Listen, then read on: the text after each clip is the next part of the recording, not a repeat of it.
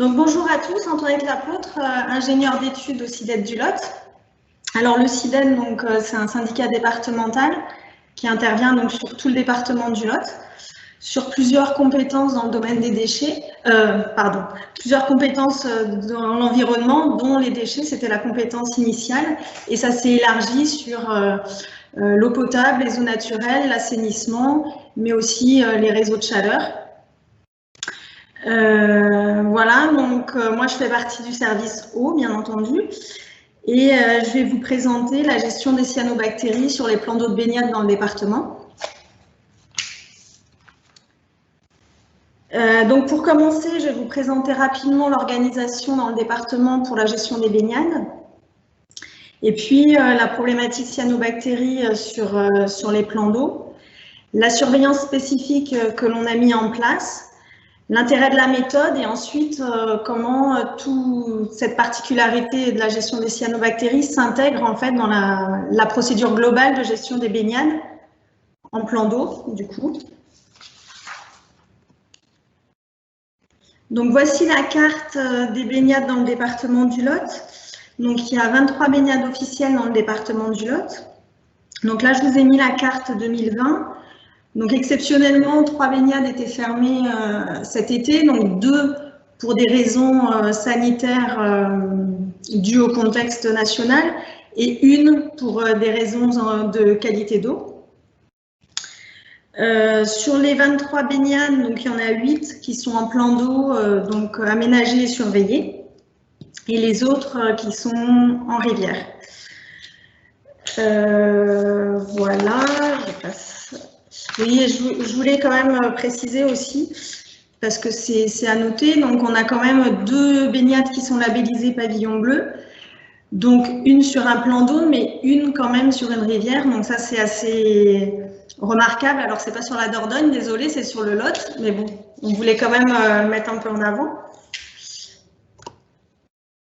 Alors, sur toutes ces baignades, donc les responsables ont adhéré au CIDED pour bénéficier d'une assistance technique, pour les accompagner dans la gestion de la baignade. L'objectif, c'est de les aider à répondre à toutes les obligations sur ce qui concerne la gestion active et l'information du public. Donc le CIDED a conçu des panneaux d'information. Ces panneaux d'information, ils permettent déjà d'avoir quelque chose d'un peu homogène sur tout le département parce que la trame est la même. On retrouve des mesures de bon sens, voilà, de mettre des dispositifs de flottaison aux enfants, se méfier du soleil, etc. Donc des choses très, très classiques, les numéros d'appel d'urgence. Et ensuite, il y a des places qui sont disponibles pour afficher la fiche de synthèse du profil de la baignade, les résultats du contrôle sanitaire, donc ça c'est les obligations réglementaires, et ensuite des informations un peu plus sur la qualité de l'eau et la gestion de la baignade, et des infos un peu touristiques aussi sur la météo. Le CIDED réalise pour ses adhérents donc les profils de baignade et les actualisations de profils de baignade. Donc on en a parlé un tout petit peu ce matin des profils de baignade. Les fréquences d'actualisation, ça c'est défini par la réglementation.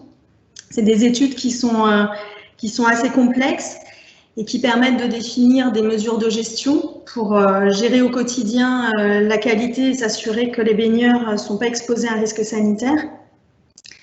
Et ces études-là, elles permettent également de définir un plan d'action pour essayer de travailler à l'amélioration plus globale et sur le long terme en fait de la qualité de l'eau de la baignade. Et donc la fréquence est dépendante des classements des baignades. Par contre, tous les ans, pour toutes les baignades, on met à jour les fiches de synthèse des profils. Et donc ça, c'est pareil, c'est affiché sur le panneau. Ensuite, donc, on met en place des suivis analytiques complémentaires au contrôle sanitaire. Et donc là, spécifiquement aujourd'hui, je vais vous présenter plus tout ce que l'on fait concernant la problématique cyanobactéries. Ensuite, au quotidien, donc, le CIDED suit les indicateurs qui sont définis dans les profils de baignade. Donc ça va être principalement la pluviométrie, les débits sur les rivières, les rejets dans les stations d'épuration, oui, les rejets directs d'eau usée non traitée, accidentelle. Enfin voilà, un ensemble des choses qui ont été définies dans le profil de baignade et qui vont permettre de gérer la baignade. Et donc, on est disponible aussi pour nos adhérents pour toute expertise technique, surtout si par exemple on a des résultats contrôle sanitaire qui sont mauvais alors qu'on n'avait pas anticipé. Voilà, l'objectif principal de notre intervention, c'est d'être capable d'anticiper les dégradations et de recommander aux gestionnaires de baignade de fermer le jour où il y a un risque que la qualité soit moins bonne, pour s'assurer qu'il n'y a pas de risque pour les baigneurs quand ils iront se baigner. Donc, je vous ai remis le financement de toutes ces missions. Alors, le responsable des baignades, il finance à 25%. L'agence de l'eau également et le département du Lot pour beaucoup. L'agence de l'eau, donc c'est principalement sur les suivis analytiques et la réalisation des profils de baignade. Donc voilà pour l'organisation lotoise qui est un peu spécifique. Donc c'est pour ça que je voulais quand même le présenter en introduction. Pour revenir au sujet qui nous intéresse aujourd'hui sur la problématique cyanobactéries, donc le potentiel de prolifération des cyanobactéries est évalué dans chaque profil de baignade. Donc on en avait parlé rapidement ce matin. Ça c'est le code de la santé publique qui le détaille, qui le demande. Dans le Lot et donc dans le bassin de la Dordogne, on a un plan d'eau qui est particulièrement à risque, qui a connu une première grosse prolifération en 2005 et plus récemment, donc en 2017, avec 22 jours de fermeture de baignade, donc c'est pas rien en pleine saison estivale. Voilà, forcément fin août, donc ça a des conséquences non négligeables. Alors, je vous ai remis les espèces qui ont été identifiées, donc Microcystis qui était très majoritaire au mois d'août et ensuite remplacé par Voronичnia en septembre. Alors, je me suis interrogée quand même suite aux présentations de ce matin. Peut-être que si on partait sur une réglementation basée sur des seuils en biovolume, peut-être qu'on aurait pu réouvrir la baignade plus tôt si on a une différence de biovolume en fonction des espèces. Voilà, donc peut-être qu'effectivement il y a un intérêt de ne pas parler de nombre de cellules, mais plus de biovolume. Voilà, à voir.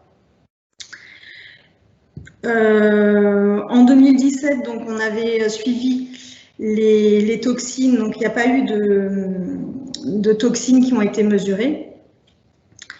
Et voilà, c'est un des événements qui se reproduisent voilà, particulièrement sur ce plan d'eau, mais ponctuellement, les autres plans d'eau connaissent également des développements de cyanobactéries. Dans une moindre mesure, il n'y a pas eu d'interdiction de baignade, mais ça nécessite quand même un suivi parce que on peut rapidement dépasser quand même le seuil des 20 000 cellules par millilitre, comme on avait vu ce matin, et là, il faut commencer à informer le public pour les sensibiliser justement au risque. Voilà, et alors pour rappel, donc sur le classement des baignades, mais pareil, on en a parlé ce matin, le classement des baignades est exclusivement basé sur les résultats bactériologiques. Donc c'est un petit peu le paradoxe sur ce plan d'eau-là en particulier, mais d'autres aussi, qui est classé en excellente qualité, mais qui a vu la baignade fermée pendant plusieurs jours.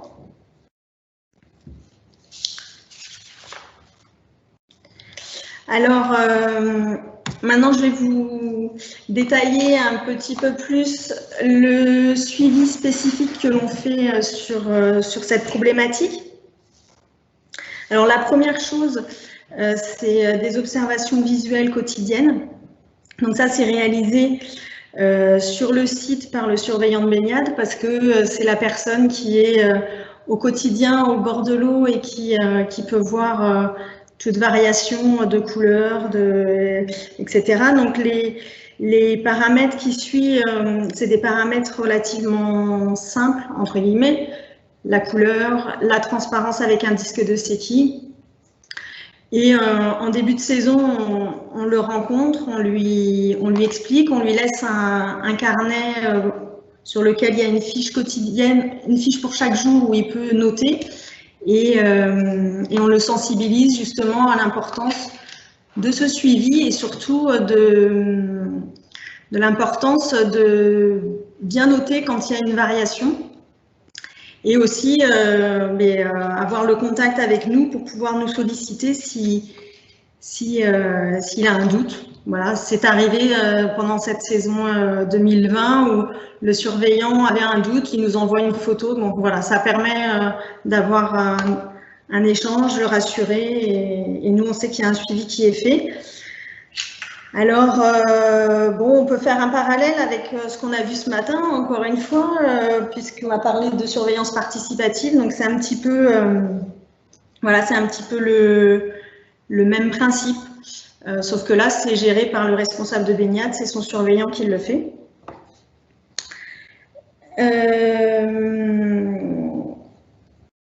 Donc, ces observations visuelles, donc ça c'est la partie responsable de baignade et la partie donc CIDED, le suivi analytique hebdomadaire qui est mis en place. Il est réalisé donc de façon hebdomadaire et basé sur une mesure in situ avec une sonde de mesure. Alors, si ça marche, voilà. Donc voilà la sonde, comment elle se présente. Nous, on l'a acquise en 2010 dans le département. C'est très très simple de mise en œuvre. Hein. Voilà, on la trempe dans l'eau, alors pas trop, c'est pas totalement étanche, mais on la trempe à peu près jusque là. L'idée, c'est d'aller en plusieurs points du plan d'eau et ça nous donne des résultats, mais voilà, instantanément. Hein, c'est une mesure qui est faite avec la lumière. Voilà, vous la verrez pas parce que je l'ai pas prise et puis de toute façon on est loin, mais voilà, il y a les lampes qui se situent là et en, je crois, 1 minute, la mesure est faite et on a un résultat de chlorophylle total en microgrammes par litre et de chlorophylle associée aux cyanobactéries en microgrammes par litre, et également une mesure de turbidité.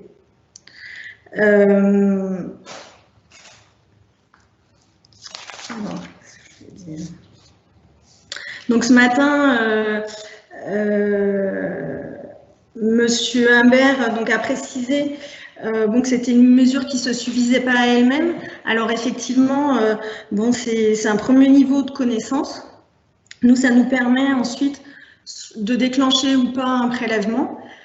Pour chaque plan d'eau, grâce à l'historique et à la connaissance que l'on a acquis, on a défini des seuils de mesure avec cette sonde.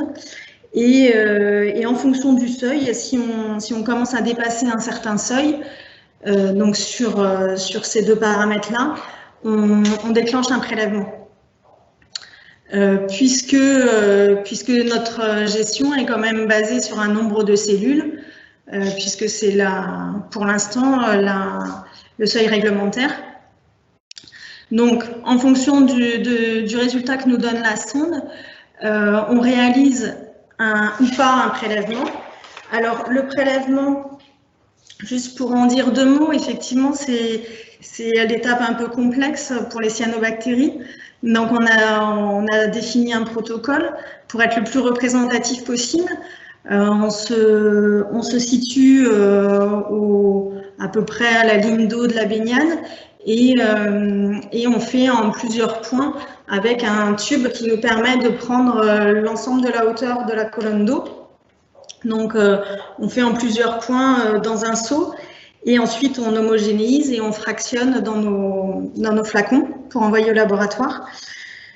Donc, le laboratoire ensuite donc, nous fait l'identification et le dénombrement.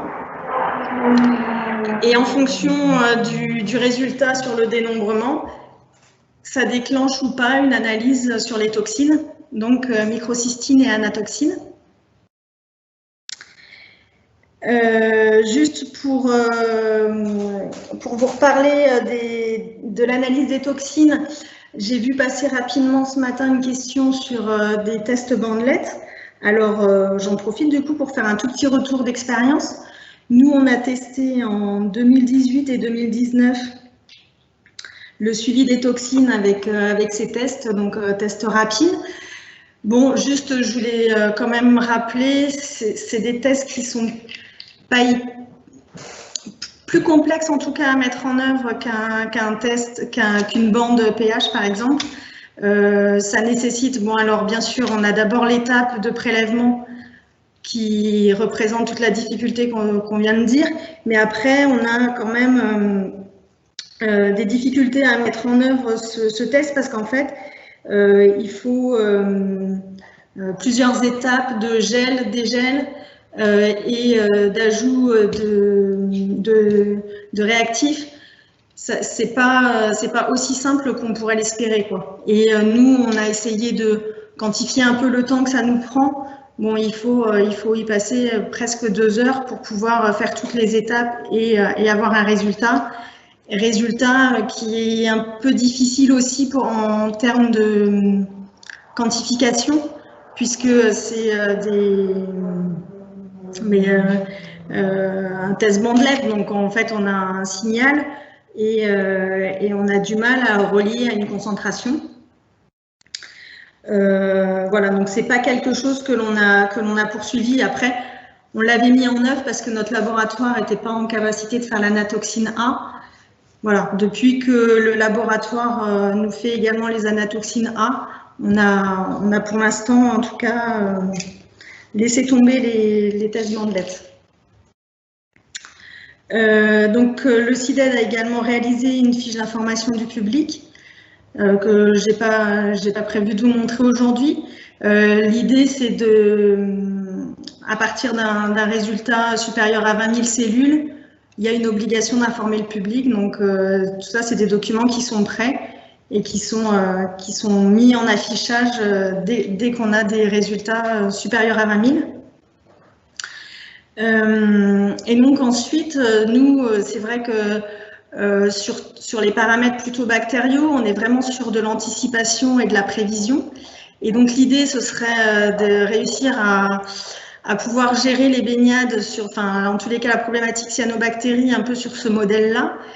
Donc, pour l'instant, on était parti sur le paramètre température et on teste actuellement sur un plan d'eau le suivi en continu de la température, voir si l'évolution de la température peut nous permettre de anticiper peut-être un peu plus rapidement les développements. Bon, ça fait partie de ce que l'on a mis en œuvre pour l'instant.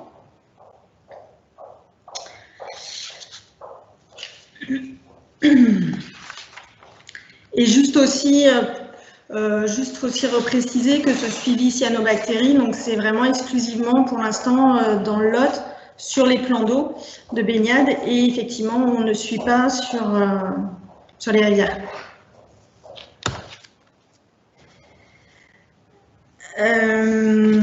Donc l'intérêt de cette organisation et de cette méthode-là de suivi. Donc l'objectif, c'est bien sûr de garantir la sécurité sanitaire pour les baigneurs. Après, le principe de suivre avec la sonde, ça nous permet vraiment de pouvoir suivre sur tous les plans d'eau, même ceux où peut-être le risque est un peu moins important. Mais bon, comme la sonde elle a été acquise, c'était un coût à l'achat, mais maintenant la sonde on l'a, donc ça nous permet de suivre sur tous les plans d'eau. Et ensuite on a un coût analytique qui est relativement maîtrisé puisque on ne prélève que lorsqu'on dépasse le seuil que l'on s'est fixé. Donc globalement, même sur la fréquence hebdomadaire, on se rend compte qu'on est plutôt mais plutôt pas mal, puisque ça nous permet quand même de voir arriver les développements. Pour l'instant, ça ne nous est jamais arrivé d'une semaine sur l'autre d'avoir 100 000 cellules, alors que la semaine d'avant, on n'en avait pas. C'est quand même relativement gradué. Donc, le suivi hebdomadaire semble quand même permettre de gérer un peu ce risque. Ensuite, le gros avantage pour le responsable de baignade d'avoir le SIDED comme assistance technique, comme service mutualisé, c'est voilà, la réactivité. On pourrait très bien, quand le surveillant de baignade nous alerte, on peut très bien déclencher un prélèvement supplémentaire sans aucun souci. Alors, ce protocole, il est validé par l'ARS à 46. Ça a été détaillé dans le profil de la baignade. Ça présente en fait quand même un avantage, parce que l'ARS 46 n'a pas rajouté dans le contrôle sanitaire un suivi systématique des cyanobactéries, sachant quand même que le contrôle sanitaire, le coût revient au responsable de baignade. Donc, rajouter en systématique des analyses, ça fait augmenter le coût pour le responsable de baignade, alors que potentiellement, il n'y aura pas de cyanobactéries, quoi. Donc voilà, ça faisait oui, partie aussi des réflexions à avoir. Voilà, si on veut renforcer le contrôle sanitaire, il ne faut pas oublier qui va le payer et est-ce que ça va pas être un peu compliqué de supporter les dépenses, quoi. Alors, j'ai encore une diapo, Lydie, désolée, je suis un peu en retard peut-être. Je voulais quand même remettre, je voulais remettre le suivi dans la procédure globale, parce que voilà, nous on apporte une assistance technique sur la gestion de la baignade, donc il y a le risque cyanobactérie, mais il y a aussi le risque bactériaux. Donc là, en fait, c'est la procédure donc, qui est extraite du profil de la baignade dont j'ai parlé précédemment. Et qui permet de, voilà, très concrètement présenter comment on intervient là pour la gestion de cette baignade. Alors en premier lieu, donc j'ai mis en grisé ce qui est géré par le responsable de baignade, donc c'est les observations visuelles, et ensuite en bleu c'est l'intervention du SIDED. Alors, voilà, il y a l'exploitation des données prévues dans le profil, la prévision d'un risque de dégradation. Donc là, on est plus sur des dégradations qui seraient d'ordre plutôt bactériaux. Mais ensuite, dans le logigramme, voilà, on regarde si on a des démembrements de cellules supérieurs à 100 000 cellules. Bon, ben là, il n'y a pas de question, il y a une recommandation de fermeture temporaire. Donc là, c'est le responsable de baignade qui prend un arrêté, qui en informe l'ARS et puis qui actualise l'information sur le site avec drapeau rouge, interdiction de se baigner. Et ensuite, quand on a un nombre de cellules entre 20 000 et 100 000, on informe entre guillemets simplement le public. Et s'il y a inférieur à 20 000, bon, on met les infos classiques sur le panneau de baignade. Donc voilà, là je vous ai présenté les mesures de gestion donc, qui sont mises en place. Là, on est vraiment sur le volet gestion. Après, c'est vrai que dans le profil, il y a aussi un volet plan d'action. Donc il y a aussi des actions qui sont mises en œuvre pour réduire les apports, pour voilà, éviter d'avoir des apports de phosphore et d'azote dans le plan d'eau et essayer de limiter les proliférations. Voilà, merci. Merci.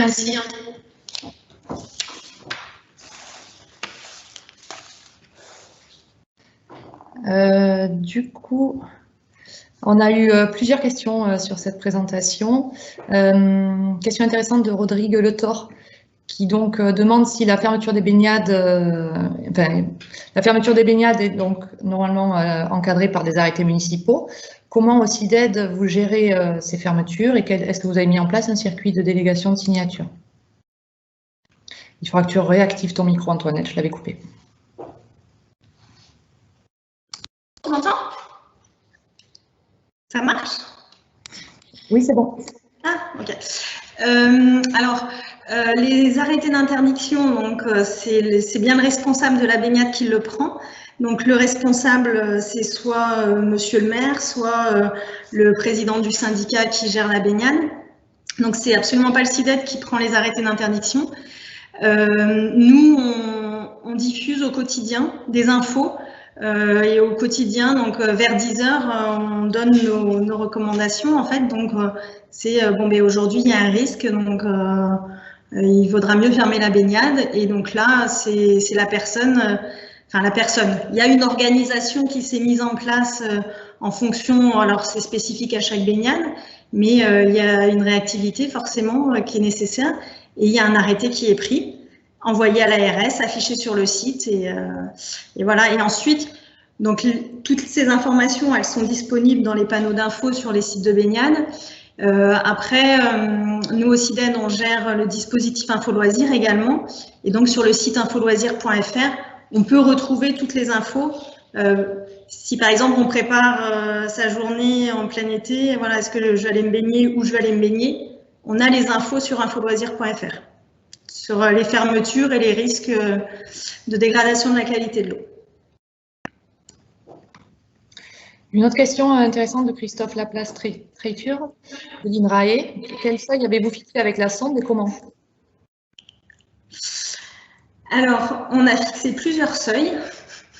Au début, on avait fixé un seuil relativement bas, avec voilà, les seuils que l'on avait fixés, c'était en parallèle avec des analyses labo.